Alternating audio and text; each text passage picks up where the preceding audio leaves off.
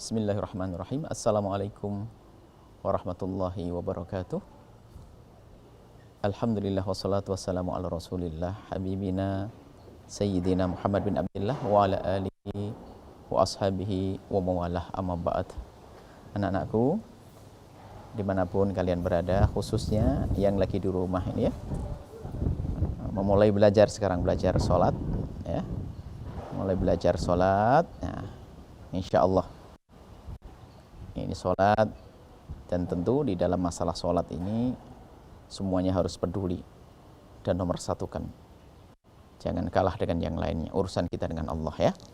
Nah, anak-anakku semuanya, di dalam sholat yang pertama kali harus kalian perhatikan pakaian yang kalian pakai. Wudhu sudah babnya, ada fikih wudhu sendiri, tayamum juga ada sendiri.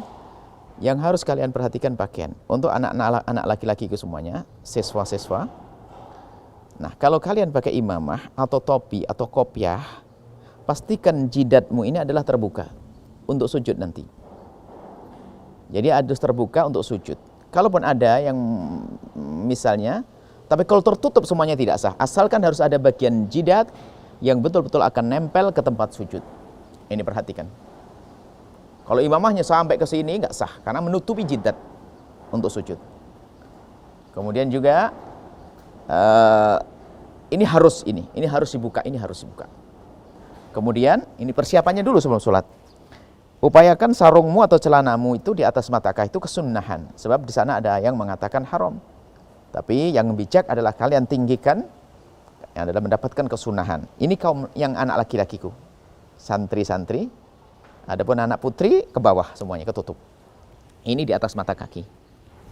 Ya, di atas mata kaki. Kemudian sorban, sunnah. Kalau sholat mengenakan sorban, mengenakan kopiah itu sunnah. Ya, ini sunnah.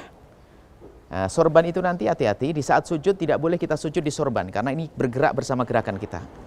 Kalau nanti sujud, sorbannya harus pasti, tidak. Kita pastikan kita tidak sujud di sorban kita, tapi sujud di tempat sujud. Kalau sorbannya jatuh, misalnya begini, sementara masih nyantol pada kita, ngikut kita, nggak boleh kita sujud di sini. Selesai ya? Ini persiapannya. Baru setelah itu, upayakan persiapan harus ada sutroh, anak-anakku semuanya. Sutroh itu pembatas waktu kita. Ini sangat disunnahkan, yang sering dilupakan orang. Sutroh itu bisa saja kursi begini, sana kiblat, kita jadikan sutroh. Ini sutroh itu membatasi, ngasih tahu orang kalau kita lagi sholat, agar orang tidak melewati tempat sujud kita. Sebab dilarang melewati tempat sujud kalau sudah bikin sutroh semacam ini. Sutroh bisa kursi, nah ini. Sekiranya cukup untuk sholat kita, kursi atau bantal misalnya, bisa saja dua bantalnya, bantal dua. Jadi satu boleh, yang penting gini-gini kan, diberdirikan begini, begini, ini bisa, sudah cukup ini. Ya, jaga sutroh ini. Atau ada bangku-bangku kecil misalnya, apa saja deh, wah begini. Ini sangat disunnahkan. Nah, atau wah tembok-tembok, tiang-tiang. Nah ini, ya, tiang, begini, ngadep ke tiang. Ini menunjukkan kalau kamu punya ilmu. Karena ini hadisnya banyak riwayat tentang sutroh yang sering dilupakan. Menunjukkan kalau kalian punya ilmu. Atau bantal, atau apa saja sekiranya sesuatu yang menonjol ke atas begitu. Kemudian, nah kalau sudah siap begitu, sudah siap semuanya, siwak. Siwak, ini kayu arok. Sangat disunnahkan, bahkan sampai laula an asyqa ala ummati lamartuhum, kalau bukan kalau amartu bisiwaki inda kulli salat. Kalau Nabi tidak khawatir takut diwajibkan, nih saya tidak takut memberatkan, nih saya akan perintahkan siwak. Lah nanti cara siwaknya aku ajari. Ini siwak bila-bila dari kayu arok. Kalau tidak punya kayu arok, apa saja, pulpen dibungkus sama kain, atau ujung sorban yang keras, ujung baju yang keras, sesuatu yang keras ya, bisa dipakai siwak. Nah, ini. Adapun cara siwaknya begini. Ke kanan, satu, ke kiri. Satu, ke kiri. Satu, dari kanan dulu. Jadi 3 kali. Terakhirnya, siwak sunnah sebelum sholat. Baru kalian ngadep ke kiblat sudah. Pastikan ngadep ke kiblat. Seperti ini, ya. Ngadep ke kiblat. Kemudian kalian niat. Niat kalian kalau sholat fardu paling inti adalah usolli fardhu dhuhri. Masalah imamnya nanti ada dari imaman atau makmuman lain, itu adalah sunnah diucapkan. Akan tapi dalam Sholat fardu yang paling penting adalah usolli fardhu duhri. Aku niat sholat fardu duhur. Disunnahkan diucapkan sebelum takbiratul ihram. Disunnatkan sebelum takbiratul ihram. Artinya apa? Untuk mengingatkan pikiran kita yang kemana-mana, bahasanya kita mau sholat. Usolli fardhu duhri. Baru kemudian niat sesungguhnya adalah waktu kalian takbiratul ihram. Allahu Akbar. Itu lintaskan makna niat tersebut. Kalau sholatnya sholat sunnah ba'diyah, ya lintaskan. Usolli ba'datul duhri rakaataini. Aku sholat ba'diyah duhur 2 rakaat. Bahasa Indonesia boleh. Misalnya, aku niat sholat duhur fardu. Sah. Nggak harus pakai bahasa Arab. Yang nggak ngerti bahasa Arab pakai bahasa Indonesia boleh. Ya Allah, aku niat sholat fardu duhur. Setelah dia mengucapkan dengan lesannya, ini untuk mengarahkan konsentrasi kita. Baru niat sesungguhnya waktu takbiratul ihram. Jadi Allah, di saat kalian mengucapkan Allahu Akbar, kalian sudah konsentrasi dengan niat tadi. Sambil ingat lafaz Allahu Akbar dan maknanya Allah Maha Besar. Sepintas saja niatnya. Allah. Nah, ada pun tangannya, ya sudah mulai sekarang ya. Tanganmu kalian angkat. Disebut bahasanya hadwa mangkibeh. Lurus dengan pundak. Lurus dengan pundak ini bermacam-macam. Ada yang mengatakan begini, lurus dengan pundak. Jemarinya lurus dengan pundak. Ada yang mengatakan begini. Para ulama madhab Syafi'i mengatakan hadwa mangkibeh begini. Diperkirakan ibu jarinya ini lurus dengan ujung telinga. Ibu jarinya lurus dengan ujung telinga bawah, yang atas lurus dengan telinga atas. Diperkirakan, bukan harus nempel telinga, tidak harus begini. Tidak, Allah, enggak, cukup begini. Allah, dihadapkan ke kiblat. Allah. Nah. Ada sebagian yang begini, Allahu Akbar, sah. Akan tapi begini adalah petunjuk yang ada dalam mazhab Imam Syafi'i, dijelaskan bahwasanya hadwa mangkibah itu begini, lurus dengan pundak. Allah. Jadi dalam caranya mengangkat ini ada berbeda-beda pendapat. Tapi begini yang kita ambil dari guru-guru adalah Allah. Ini diperkirakan ini lurus dengan telinga. Allahu Akbar. Nah ini setelah itu. Baru setelah itu tangan dalam jumhur ulama tempatnya adalah, kata Imam Nawawi dalam Majmu'nya jelaskan riwayat-riwayat bahwasanya diletakkan di sini. Diletakkan di dada, antara dada dengan pusat. Fokus surati tahta sodri, di atas pusat. Ada yang meletakkan di bawah sebagian pendapat, tapi ini ditolak sebagian. Tapi ini pendapat ulama. Kemudian ada yang di dada begini. Seperti yang mengatakan hadis riwayat tentang di atas dada. Ada sebagian itu riwayat itu tidak ada tambahan ini. Tapi khilaf yang jelas dari para ulama. Tapi dari para masyayikh, guru-guru dalam madhab kita Imam Syafi'i diajar begini. Fokus surrati di atas pusat, di bawah dada. Ini Allah ini letakkan di sini. Nah, kemudian ini tangannya sebagian begini. Telapak ke telapak. Tapi yang kita ambil dari para masyayikh, kita ambil dari kitab-kitab yang dijelaskan, dan tentunya dari Nabi. Kalau dari Nabi padahal meletakkan tangan kanan di atas tangan kiri. Cuman yang berbeda adalah cara menggenggamnya dan cara meletakkannya. Maka cara meletakkannya adalah begini. Tangan kiri, kemudian tangan kanan. Pergelangan tanganmu, kita pergelangan tangan, jemarinya di atas itu ke sana maksudnya. Jemari di atas lengan.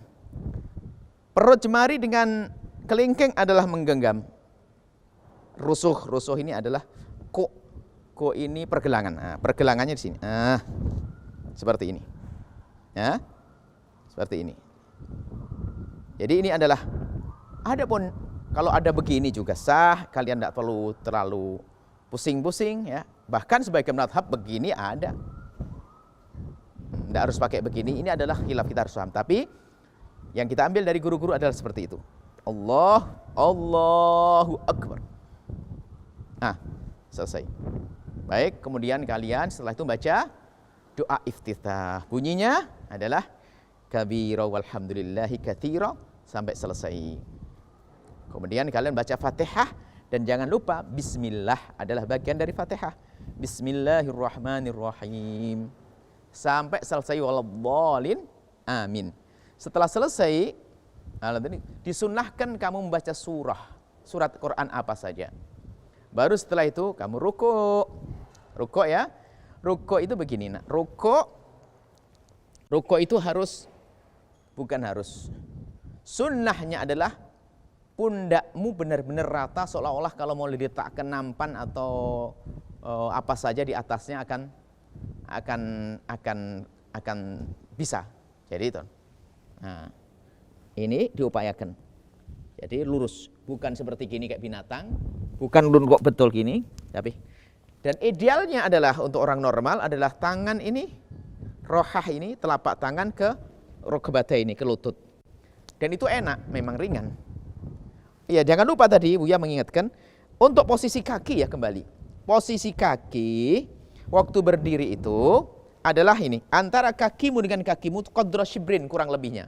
Anjurannya. Lebih sedikit enggak ada masalah, kurang enggak ada masalah. Bahkan kalau nempel begini juga sah. Cuman kalau nempel itu goyang-goyang ya, kurang tegap. Jadi qadra shibrin kurang lebihnya sejengkal ini. Ini mampat.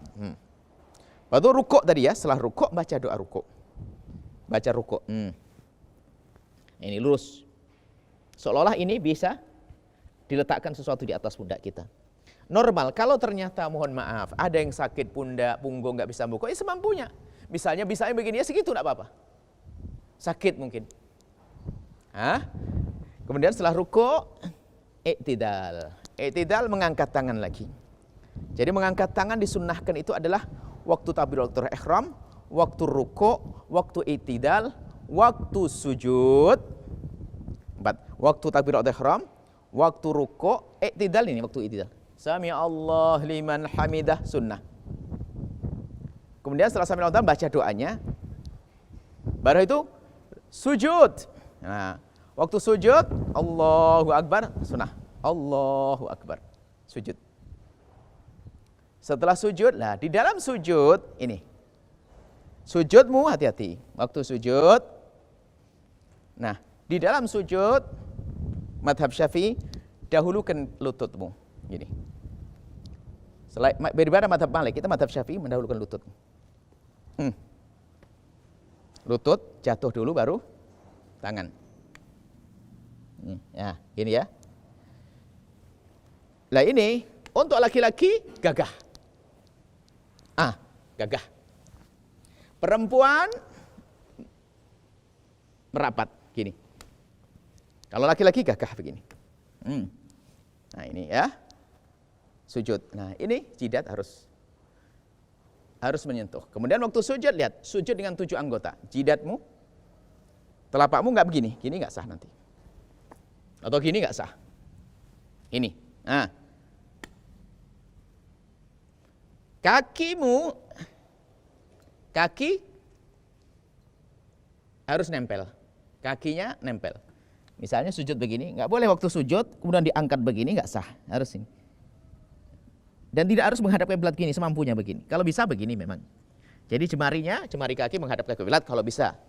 Tapi gini, nah, ya, tanganmu begini. Laki-laki gagah, jangan kayak perempuan. Kalau laki-laki, kalau perempuan, ini, gini, sujud. Jidat nempel, jidatnya nempel.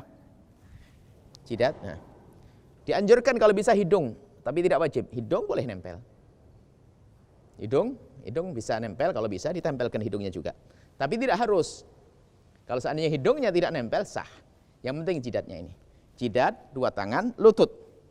Sama kaki. Nah. Kemudian setelah itu duduk di antara 2 sujud. Allahu Akbar. Duduk di antara 2 sujud, ini yang paling bagus caranya. Namanya iftirash. Menjadikan kaki kirimu tempat duduk. Kau duduk di kaki kirimu. Dan kaki kananmu kau berdirikan seperti ini. Kalau begini juga sah, nak. Sah.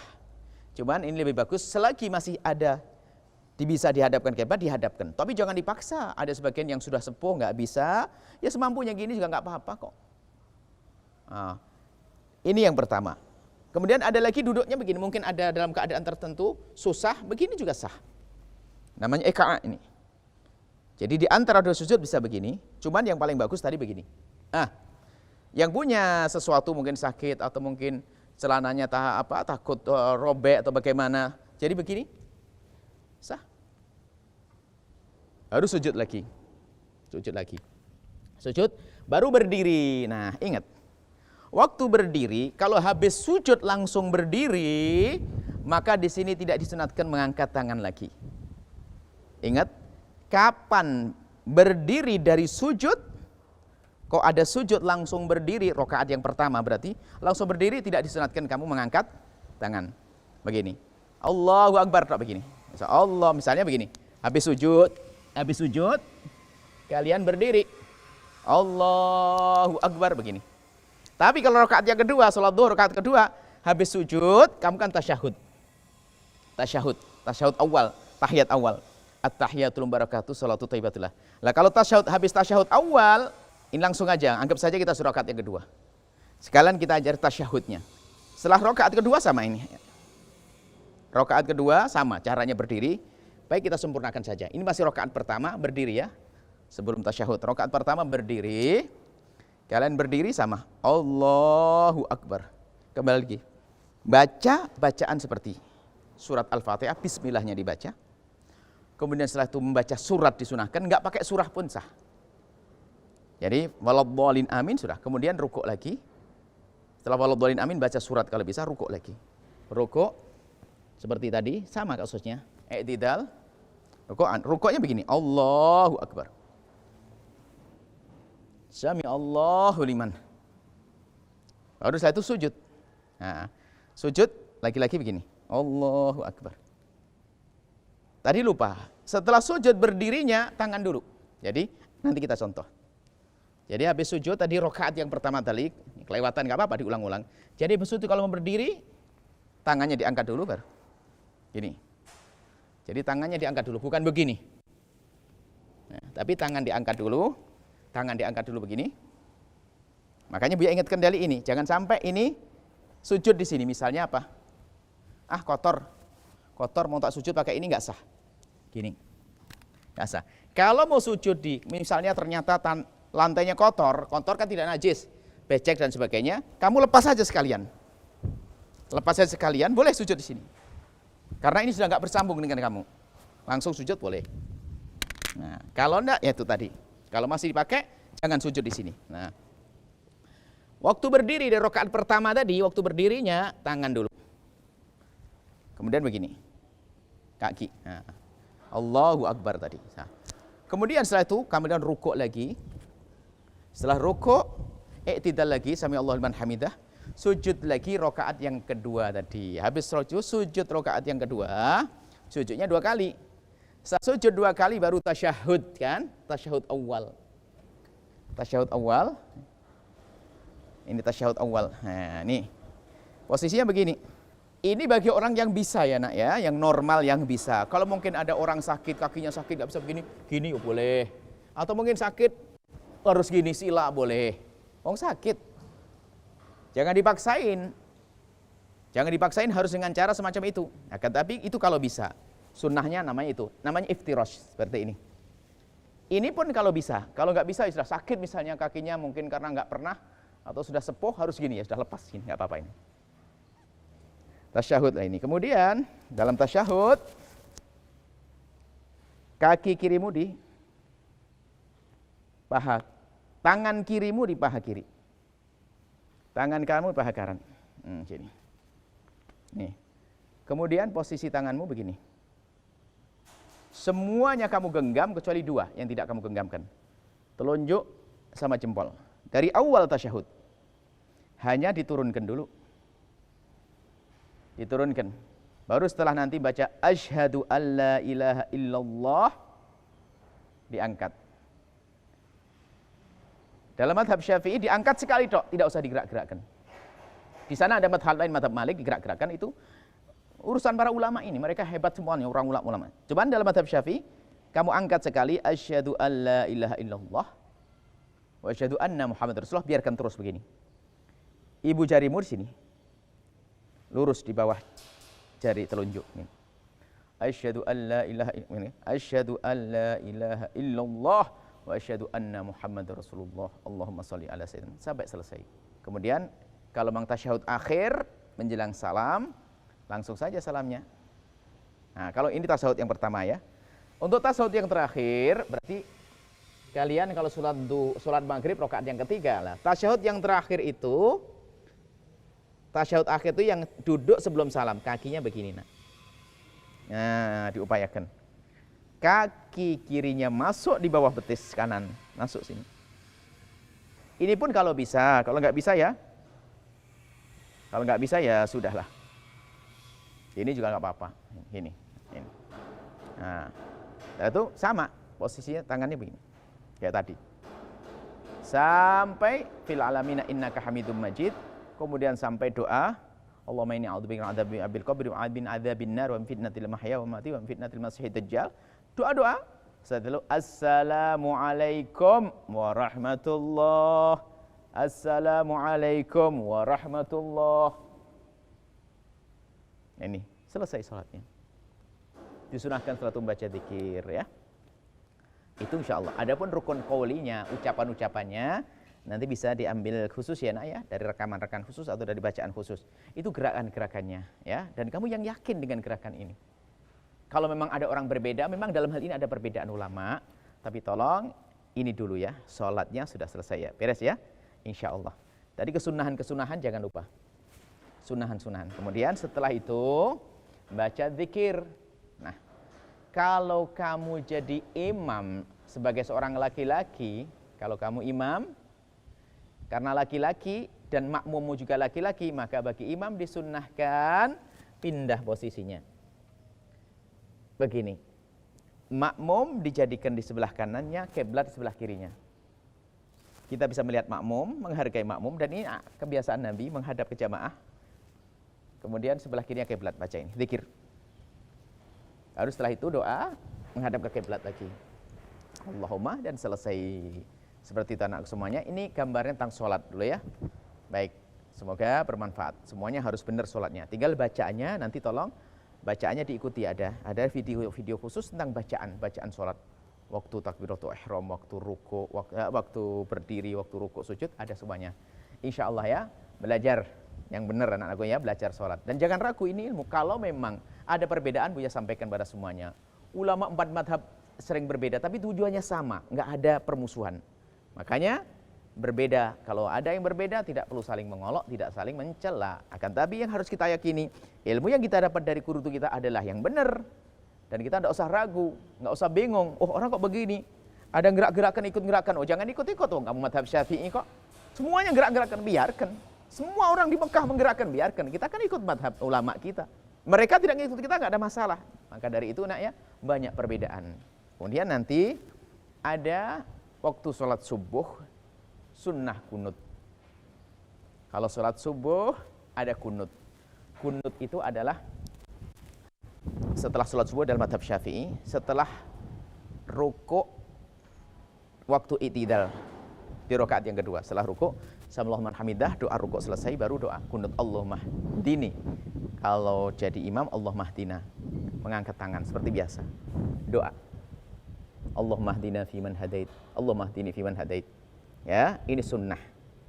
Sunnah bahkan termasuk sunnah hay'ah yang jika kita meninggalkannya disunahkan untuk sujud sahwi. Ini bahkan kalau seandainya kamu bermakmum dengan orang yang tidak pakai kunut, kamu tahu betul dia madhab Hanafi misalnya, kok dia tidak pakai kunut, maka kamu kunut praktis ringkas di belakang. Kamu baca kunut Allahumma hdini fiman hadait dengan cepat. Kalau tidak hafal dengan kunut, tetap disunahkan baca kunut, diganti doanya. Misalnya ada yang tidak hafal kunut ini, boleh diganti dan sah, disepakati ulama yang mengatakan kunut ada, boleh diganti dengan misalnya Rabbana atina fid dunya hasanah. Dan tidak usah ragu. Bahkan bukan jadi imam pun boleh. Rabbana atina fid dunya hasanah. Berarti tahu kalau dia nggak hafal. Tapi sah dan dapat pahala kunut ya. Kunut adalah sunnah dikukuhkan. Memang ada di salah madhab Hanafi mengatakan nggak ada kunut. Setelah kunut, tidak sunnah mengusap wajah. Di dalam doa semuanya sunnah mengusap wajah. Kecuali di dalam kunut tidak disunahkan mengusap wajah. Tidak disunahkan mengusap wajah. Karena apa? Di dalam sholat dihimbau untuk tidak banyak gerakan. Baru setelah selesai doa kunut langsung sujud. Nah, bagi yang lupa kunut nanti sujud sahwi. Yang lupa kunut nanti sujud sahwi. Misalnya sudah telanjur sujud baru ingat, ya Allah, saya belum kunut. Maka nanti sujud sahwinya adalah nih, sebelum salam nak ya. Sebelum salam, setelah selesai tasyahud akhir, sebelum salam sujud 2 kali. Sujud 2 kali. Ya. Sujud seperti sujud biasa. Seperti sujud biasa. 1, 2 kali. Baru setelah itu sujud yang pertama duduknya seperti duduk di antara 2 sujud. Baru setelah sujud yang kedua baru tawarruk. Kayak begini duduk seperti waktu kita mau salam. Dan kalau memang sudah tahu dia akan sujud sahwi, misalnya karena tadi dia tidak kunut, misalnya dia akan sujud sahwi, maka waktu duduk tasyahud akhir, duduknya seperti tasyahud awal. Ya, jadi seperti ini duduknya. Kalau kamu mau sujud sahwi, baru setelah itu sujud sahwi. Sujud sahwi yang pertama masih seperti ini posisinya. Setelah sujud sahwi yang kedua, baru dimasukkan begini, baru assalamualaikum. Seperti itu ya, cukup ya. Insyaallah semoga manfaat. Syukron ya. Belajar di rumah yang benar insyaallah. Sorban sunnah untuk yang putri ya. Yang putri ada gerakan-gerakan ya yang enggak beda dengan pria, akan tapi itu tadi gerakannya harus gerakan perempuan tadi. Itu saja. Enggak ada perbedaan yang jauh, sama, hampir sama semuanya. Hanya mungkin masalah menutup aurat, babnya bab menutup aurat insyaallah. Insyaallah kita sampaikan, dan video berikutnya adalah tentang sholat jamaah ya. Syukran anak soleh semuanya. Assalamualaikum warahmatullahi wabarakatuh. Soleh solehah. Assalamualaikum warahmatullahi wabarakatuh.